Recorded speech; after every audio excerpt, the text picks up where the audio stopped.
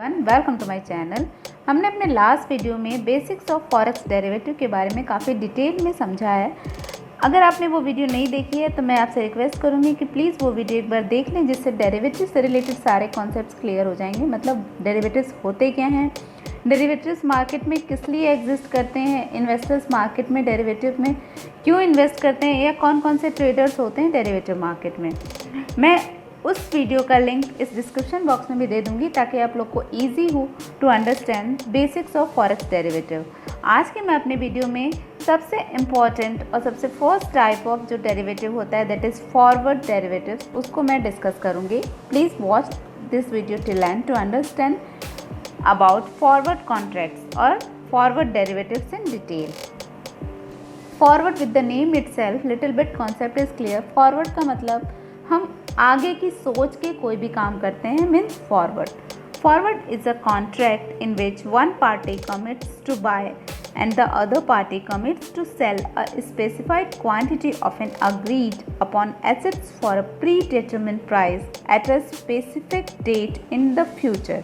मतलब forward contract वो contract होता है जिसमें दो पार्टीज पहले से ही डिसाइड कर लेती हैं कि आगे के कितने टाइम पीरियड के बाद, लेट्स से 2 महीने, 3 महीने, 4 महीने, ये टाइम आज ही डिसाइड कर लेती हैं। उतने टाइम पीरियड के बाद कितना अमाउंट और कितने रुपए में एक पार्टी दूसरे पार्टी से लेगी, इसी को हम कहते हैं फॉरवर्ड कॉन्ट्रैक्ट। मतलब आने वाले टाइम पीरियड के लिए, आने वाले टाइम के लिए हम आज ही क्वांटिटी और प्राइस दोनों को डिसाइड कर लेते हैं। तो जो दो पार्टीज़ इन्वॉल्व होती हैं उनको हम कहते हैं पार्टीज़ इन फॉरवर्ड कॉन्ट्रैक्ट, और जो वो प्राइस और क्वांटिटी डिसाइड करती हैं that came under forward contract agreement. It is a customized contract in the sense that the term of contract are agreed upon by the individual parties। मतलब जो forward contracts होते हैं ये generally दो parties के बीच में ही होते हैं।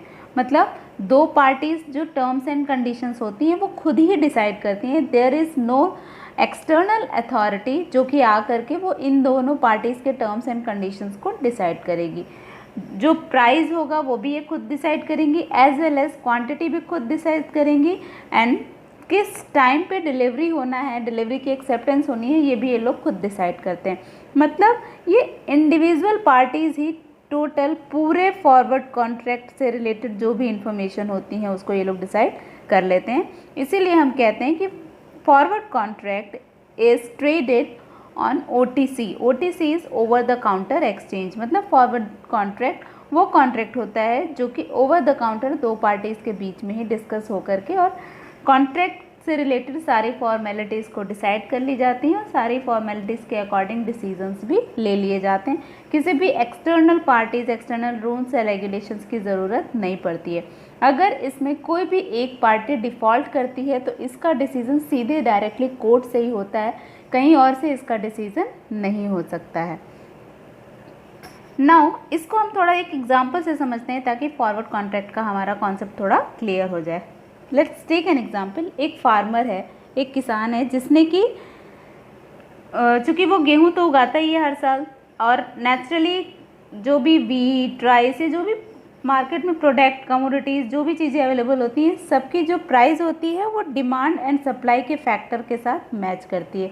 जिस साल डिमांड बहुत ज़्यादा रहती है उस साल ऑटोमेटिकली प्राइस इंक्रीज़ होती है, और जिस साल प्राइस ज़्यादा रहती है उस साल कहीं ना कहीं डिमांड डिक्रीज़ हो जाती है। तो ये दोनों price and demand vice versa साथ में मूव करते हैं।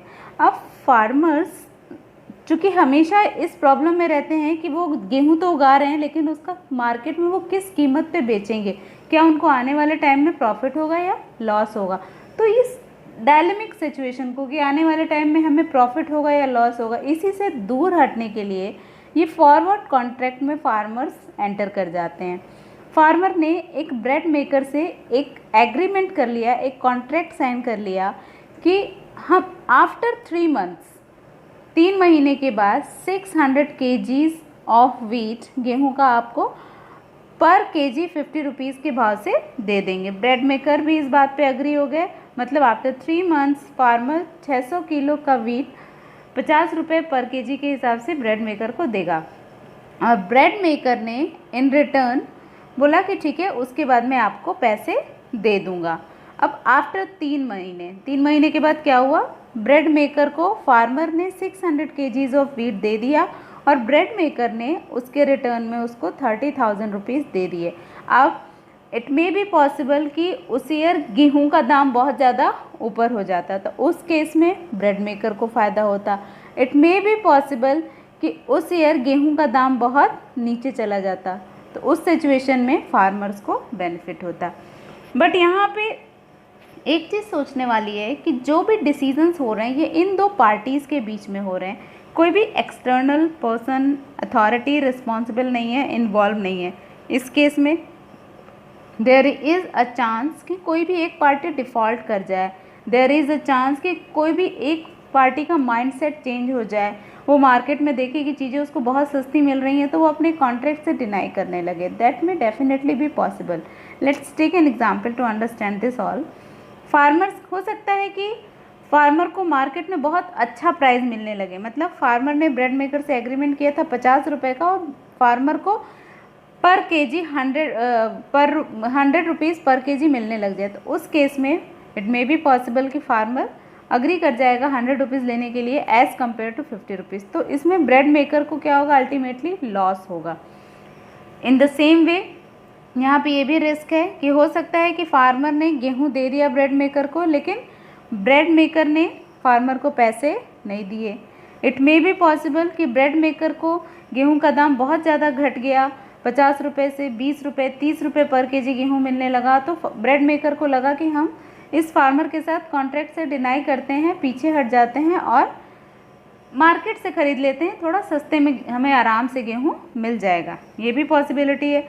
इट मे बी पॉसिबल कि बहुत बारिश हो गई, तूफ़ान आ गया, फार्मर का पूरा गेहूँ ख़राब हो गया और फार्मर की एबिलिटी नहीं है कि वो ब्रेड मेकर को 600 किलो गेहूँ प्रोवाइड कर सके। तो these all possibilities are definitely available in forward contract. इस केस में इसी जो ये पॉसिबिलिटीज़ होती हैं, इन्हीं को हम कहते हैं रिस्क, मतलब जोखिम। जो कि हम फॉरवर्ड कॉन्ट्रैक्ट में जा रहे हैं तो हम क्या क्या रिस्क को अपने साथ लेकर के, क्या क्या रिस्क को हम माइंड में लेकर के चल रहे हैं। इस रिस्क को भी हम 3 पार्ट्स में डिवाइड कर सकते हैं, जो कि फॉरवर्ड कॉन्ट्रैक्ट के रिस्क की तरह ट्रीट किए जाते हैं। First one is credit risk. Does the other party have the means to pay, मतलब फार्मर ने वीट की सप्लाई ब्रेड मेकर को दे दी, लेकिन ब्रेड मेकर के पास क्या मीन्स हैं, क्या इतना फंड है कि ब्रेड मेकर फार्मर को पैसे प्रोवाइड कर सकता है। It may be possible. Next one is operational risk.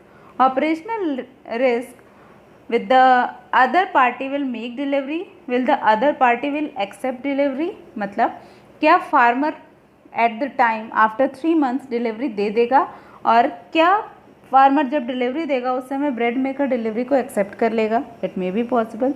This type of thing में came under operational risk. Next one is liquidity risk. In case either party wants to opt out of the contract, how to find another counterparty, मतलब हो सकता है कि 3 महीने के बीच में दोनों में से एक पार्टी, आइदर फार्मर और ब्रेड मेकर, दोनों में से किसी पार्टी को ये लगता है कि नहीं, हमें ये कॉन्ट्रैक्ट में आगे नहीं चलना है। हो सकता है ब्रेड मेकर का कुछ प्लान चेंज हो जाए, हो सकता है फार्मर का कुछ प्लान चेंज हो जाए फ्यूचर के लिए।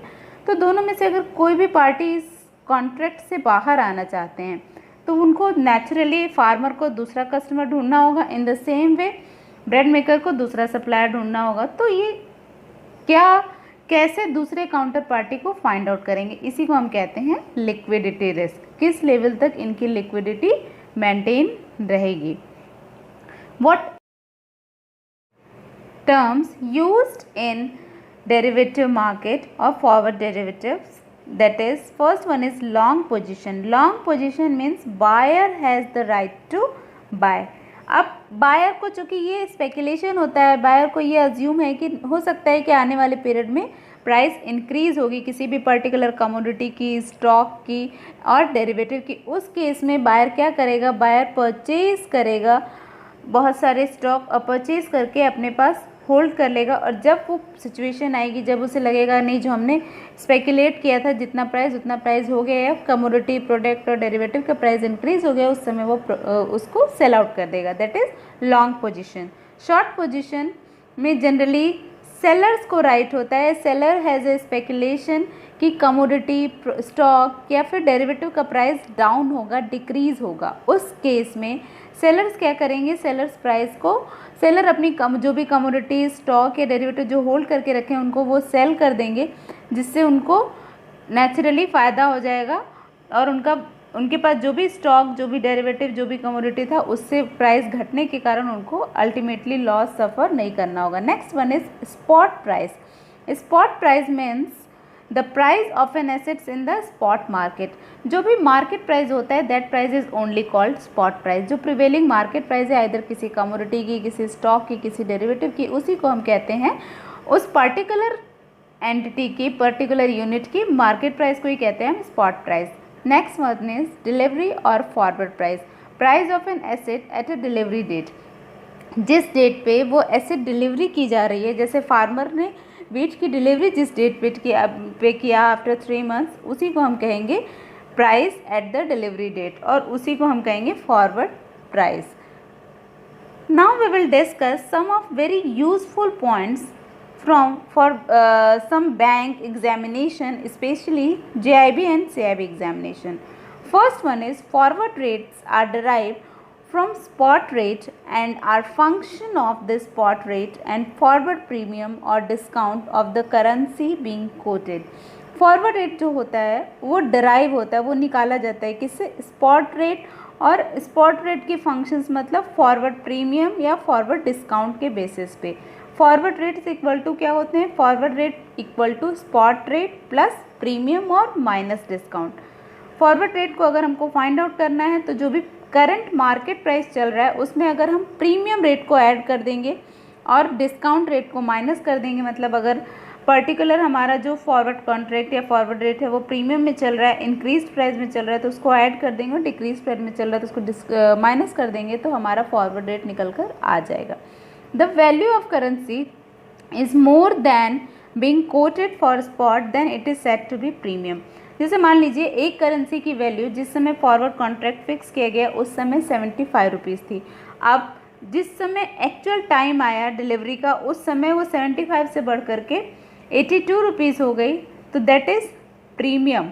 मतलब जो कोटेड प्राइस था, जो हमारा eight the time of contract जो हमारा स्पॉट प्राइस था उससे वैल्यू करेंसी की इंक्रीज हो गई है, तो that is known as premium.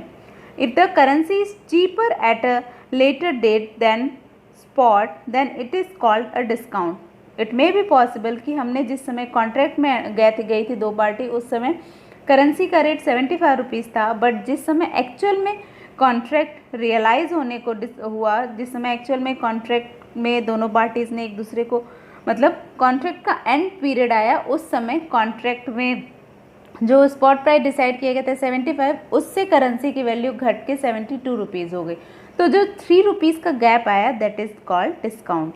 The forward premium and discount are generally based on the interest rate differentials of the two currencies involve. जो फॉरवर्ड प्रीमियम और फॉरवर्ड डिस्काउंट आता है वो जो दो कंट्री की करेंसी इन्वॉल्व हैं उनके इंटरेस्ट रेट में चेंजेस के कारण आता है। मतलब उन दोनों करेंसी की जो इंटरेस्ट रेट में इंक्रीज और डिक्रीज आ रहा है उसी के कारण फॉरवर्ड प्रीमियम और फॉरवर्ड डिस्काउंट निकल के आता है। In a perfect market with no restrictions on finance and trade, the interest factor is the basic factor in arriving at the forward rate. मतलब कोई एक परफेक्ट मार्केट है, कंप्लीट मार्केट है, ऐसा मार्केट है तो उसके अंदर कोई भी अगर रेस्ट्रिक्शंस नहीं है फाइनेंस पे, इंटरनेशनल ट्रेड पे, उस केस में इंटरेस्ट फैक्टर बहुत मेजर रोल प्ले करता है for deciding the forward rate. Actual में फॉरवर्ड रेट कौन डिसाइड करता है, स्पॉट रेट प्लस प्रीमियम और डिस्काउंट, लेकिन अगर कोई भी फाइनेंशियल या ट्रेड बैरियर्स नहीं है, रेस्ट्रिक्शंस नहीं है, उस केस में जो इंटरेस्ट फैक्टर है दैट में become a major factor for deciding the forward rate. Now, forward price of a currency against another currency can be worked out with the following factors. कई बार ये question पूछा जाता है कि फॉरवर्ड प्राइस किसी भी करेंसी की किन फैक्टर्स के बेसिस पे डिपेंड करती है। जनरली ऑप्शंस दिए जाते हैं, spot price of the currency involve, the interest rate differentials of the currencies, the term that is the future period for which the price is workout. ये 3 options होते हैं generally, but हमें इन तीनों को consider किया जाता है for deciding the forward price of the currency. मतलब किस टाइम पीरियड पे कॉन्ट्रैक्ट हमारा वर्कआउट हो रहा है, डिजॉल्व हो रहा है, रियलाइज हो रहा है, प्लस कितने इंटरेस्ट रेट का डिफरेंसेस आ रहा है दोनों कंट्री की करेंसी में। At the same price spot price of currency, जो दोनों करेंसीज थी उसका स्पॉट प्राइस कितना था। इन तीनों चीज़ों को कंसिडर करते हैं for deciding the forward price of a currency. All forward contracts must be for a definite amount with specified delivery date। जितने भी फॉरवर्ड कॉन्ट्रैक्ट्स होते हैं उनका एक फिक्स अमाउंट होता है और एक फिक्स पीरियड होता है, मतलब उस अमाउंट और पीरियड को चेंज नहीं कर सकते हैं। All contracts which have matured and have not been picked up shall be automatically cancelled on the 7th working day after the maturity date। जितने भी फॉरवर्ड कॉन्ट्रैक्ट्स होते हैं वो अगर नहीं पिकअप किए जाते हैं आइदर पार्टीज़ के द्वारा, तो डेफिनेटली वो आफ्टर 7th वर्किंग डे वो ऑटोमेटिकली कैंसिल कर दिए जाते हैं। All cancellation shall be at bank opposite TT rate. TT is telegraphic transfer, TT selling, telegraphic transfer selling equal to purchase contract and TT buying is sell contract. Normally ये भी question आता है, what is TT selling and what is TT buying. TT selling is purchase contract and TT buying is sell contract. That's all for my today's video. If you like the content, please subscribe my channel. Till then, take care. Goodbye. Have a nice day. Thanks for watching.